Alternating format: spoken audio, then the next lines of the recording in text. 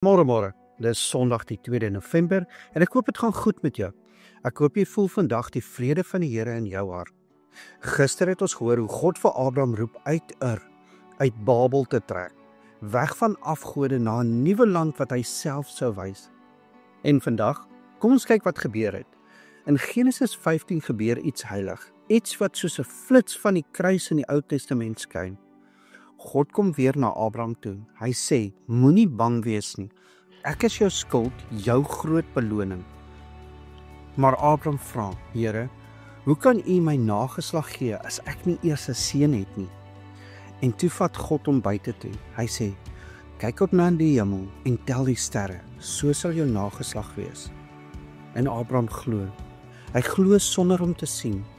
En God reken dit vir hom tot geregtigheid. Maar dan gebeur iets wat die hele Bybel verbind.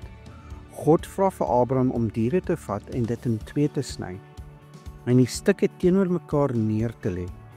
Dis hoe mense toe in daai tyd 'n verbond gesluit het, deur tussen die stukke deur te stap as 'n eed van trou en gesê het, as ek dit breek, laat dit met my gebeur. Maar Abraham stap nie deur nie. Hy het in 'n diepe slaap ingeval. En toe in die donker van die nag verskyn 'n rokende oond en 'n vuurige fakkel wat tussen die stukke deur beweeg. Dis nie sommer net roke lig nie. Dis Yahweh en Yeshua self. Yahweh die Almagtige in rook en majesteit en Yeshua die lig van die wêreld in vuur en glorie. Dis asof die Vader sê, ek sal die straf dra as hierdie verbond gebreek word. En Jesus sê, ek sal die pad oopmaak. Daar stap hulle saam deur die bloed, 'n verbond tussen hemel en aarde, gesluit nie met woorde nie, maar met vuur. En eeue later op Golgotha stap hulle weer saam. Die Vader gee en die Seun gehoorsaam. Jesus dra die kruis en sy bloed vloei, die vervulling van daardie selfde verbond. En toe hy sterf, skeer die voorhangsel in die tempel van bo tot onder. Die rook van Sinaï word oopgebreek. Die vuur van die Seun brand helder. Die pad na God is oop. En dis wat dit vir ons beteken. God se liefde rus nie op ons pogings nie. Hy het self deur die bloedpad gestap. Die Vader het beloof, die Seun het vervul.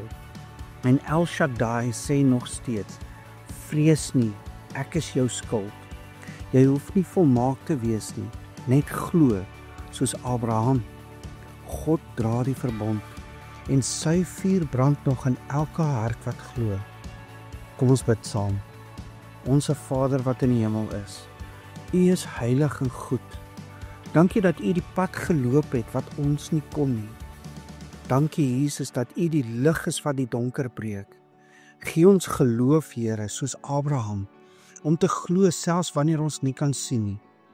Lei ons, beskerm ons en laat U vuur in ons harte brand, want aan U behoort die hele koninkryk en die krag en die heerlikheid tot in alle ewigheid. Ons bid dit in Jesus naam. Amen. En onthou vandag, jy is dalk die Bybel wat iemand vandag moet ontmoet. Die Vader het geloop, die Seun het oopgemaak en die Gees hou die vuur brandend. Die rook het verdwyn, maar die lig skyn nog in jou en in my en in elkeen wat glo. Ek hoop jy het 'n geseënde Sondag.